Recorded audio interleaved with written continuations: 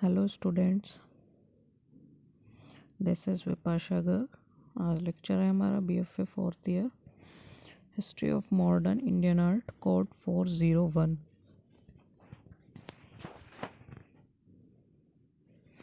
तो हम बात कर रहे थे आर्टिस्ट DP रॉय चौधरी जी के बारे में, जिनका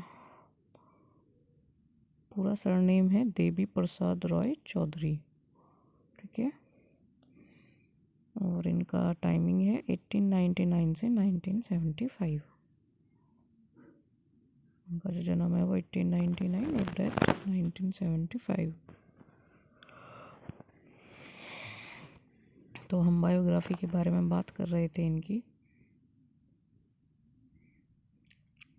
देवी प्रसाद राय चौधरी एक भारतीय मूर्तिकार, चित्रकार और ललित कला अकेडमी के संस्थापक अध्यक्ष थे। यानी जो प्रसाद जी थे, चौधरी जो थे, वो एक भारतीय इंडियन ही थे। ये मूर्तिकार भी थे और चित्रकार भी थे और ललित कला अकादमी के संस्थापक अध्यक्ष भी थे। उन्हें अपनी कांस्य मूर्तियों के लिए जाना जाता था।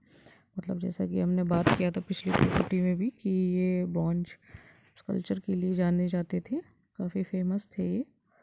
तो ये इन जो कांस्य मूर्तियां हैं ये उसके लिए जाने जाते थे, जिसमें ट्रिम्फ ऑफ लेबर और शहीद स्मारक शामिल है। ये जो ट्रिम्फ ऑफ लेबर है ना, ये बहुत ही फेमस पेंटिंग, मतलब वो है, इनका मूर्ति है।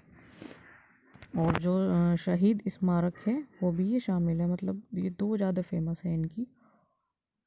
और आधुनिक भारतीय कला के प्रमुख कलाकारों में से कई के द्वारा मूल्यांकन किया गया है। यानी जो हमारे भारतीय कलाकार हैं, तो उसके जो मेन है, मतलब उसके जो मेन कई कलाकार हैं, उनमें से कई के द्वारा इनका मूल्यांकन किया जा चुका है।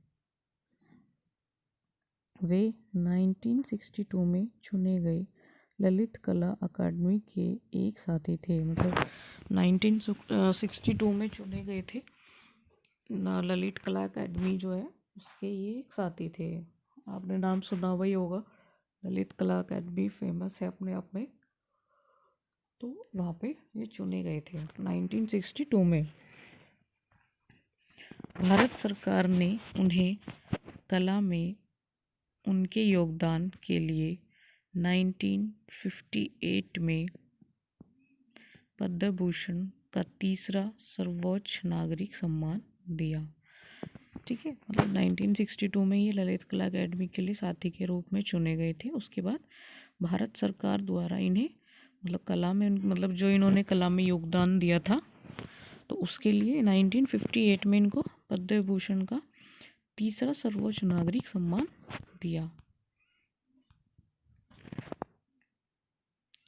रॉय चौधरी फ्रांसीसी मूर्तिकार अगस्ते रोडिन, ये आर्टिस्ट का नाम है अगस्ते रोडिन, के कार्यों से प्रभावित होने की सूचना दी। मतलब जो फ्रांसीसी मूर्तिकार थे अगस्ते रोडिन, इनके कार्यों से प्रभावित होने की सूचना दी थी।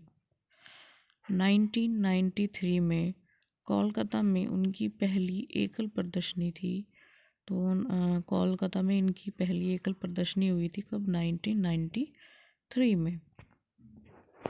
जिसके बाद भारत में Birla academy of art and culture Kolkata, Jahangir कला सहित कई प्रदर्शनियां हुई। ठीक है, मतलब 1993 में कोलकाता में इनकी पहली एकल प्रदर्शनी थी, जिसके बाद भारत में Birla academy of art and culture Kolkata, Jahangir कला सहित कई प्रदर्शनियां हुई थी। Gallery Mumbai, national gallery of modern art Delhi और ललित कला अकेडमी नई दिल्ली अन्य है ना। तो इनकी ये प्रदर्शनियों के बारे में बताया है कि 1993 में कोलकाता में इनकी एक तो पहली एकल प्रदर्शनी हुई थी। उसके बाद भारत में जो बिरला एकेडमी है ऑफ आर्ट एंड कल्चर, ठीक है, Birla academy of art and culture Kolkata, यानी कोलकाता में है। फिर जहांगीर कला सहित कई प्रदर्शनियाँ हुई।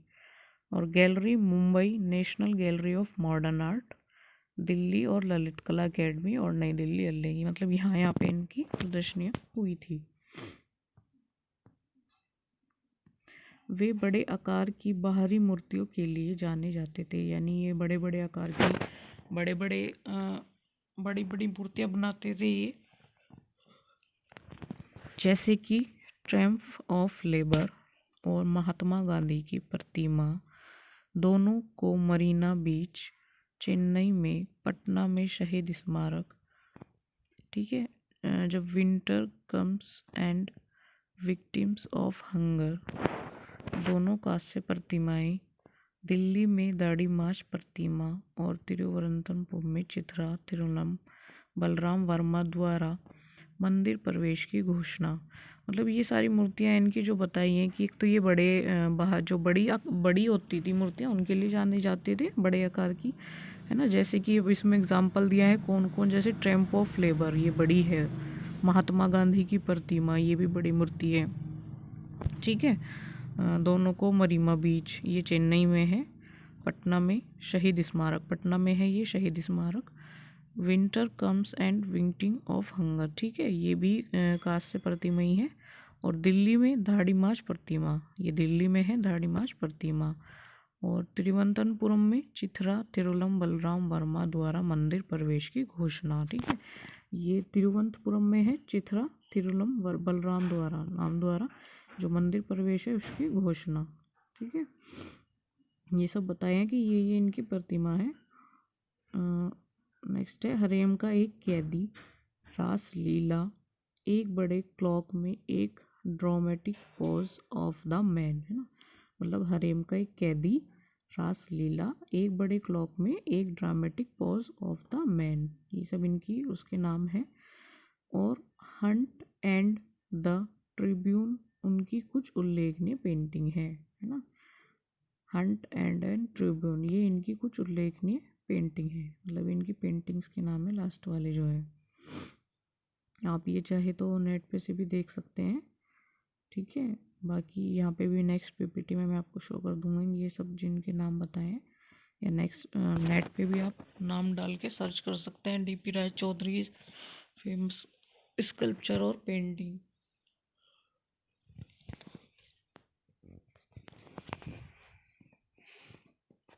उनकी कृतियाँ सरकारी संग्रहालय Chennai, national gallery of modern art नई दिल्ली, जगन मोहन पैलेस, श्री लाल जंग म्यूजियम हैदराबाद और त्रावणकोर आर्ट गैलरी केरल में प्रदर्शित है। मतलब जो उनकी जो कृतियाँ थी वो सरकारी संग्रहालयों में थी सब, जैसे national gallery of modern art, ठीक है, मतलब एक तो सरकारी संग्रहालय था वो चेन्नई में है, और national gallery of modern art नई दिल्ली, जगन मोहन पैलेस में, और श्री लाल जग म्यूजियम हैदराबाद। ये बताया है सब पैलेस के नाम है और कहाँ कहाँ पर है ये। और त्रावणकोर आर्ट गैलरी केरल, ये जो त्रावणकोर आर्ट गैलरी है ये केरल में है, प्रदर्शित है, और उन्हें कई पुस्तकों में चित्रित किया गया है, ठीक है। मतलब इन सब जगह और इनको कई पुस्तकों में चित्रित भी किया गया है। इंडियन मास्टर्स वॉल्यूम फर्स्ट, दो महान भारतीय कलाकार और देवी प्रसाद के कला और सौंदर्य शास्त्र उनमें से कुछ है, यानी दो महान भारतीय कलाकार और देवी प्रसाद के कला और सौंदर्य शास्त्र इनमें से कुछ है, ठीक है। तो ये आपको ध्यान रखना है कि किस इनकी या किसी भी आर्ट जो भी आप आर्टिस्ट पढ़ रहे हैं इनकी कृतियाँ कहाँ कहाँ हैं, कहाँ कहाँ लगाई जाती हैं, है ना। तो ये सब आपको पता होना चाहिए। जो शॉर्ट क्वेश्चन में भी ये काफ़ी अच्छे बनते हैं आपके, जैसे इसमें आपका ये है सरकारी संग्रहालय Chennai, national gallery of modern art, तो ये नेट की प्रिपरेशन भी रहती है आपकी थ्योरी बेस पे। आप अगर इसमें से ही छोटे छोटे क्वेश्चन अभी से प्रिपेयर करके चलेंगे तो आगे जाके ये आप गवर्नमेंट जॉब की तैयारी भी हो जाती है आपकी, है ना। तो इसको चाहे तो आप नोट्स बना के नोट भी कर सकते हो, ये चीज़ अलग से मेंशन कर सकते हो संग्रहालय का एक ऊपर हेडिंग डाल के, है ना, कि ये संग्रहालय यहाँ पे है। तो इससे आपकी आगे तक की तैयारी हो जाती है गवर्नमेंट जॉब के लेके। जैसे यूजीसी नेट में इसी तरह के क्वेश्चन आते हैं, मैंने आपको पहले भी बताया था, तो आप उस लेवल की तैयारी भी कर सकते हो। बाकी ये सब संग्रहालय आप ध्यान रखना, इसमें ही आपका काफ़ी अच्छा लिखा जाता है। ठीक है।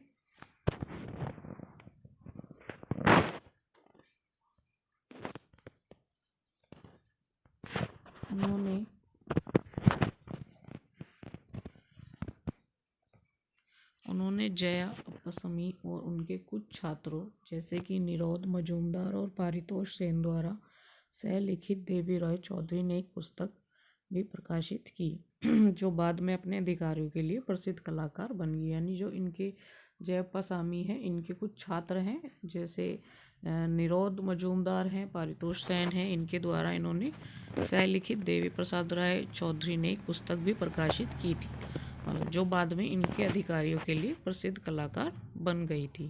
ठीक है, आज की वीडियो में इतनी ही, आगे नेक्स्ट डिस्कस करेंगे।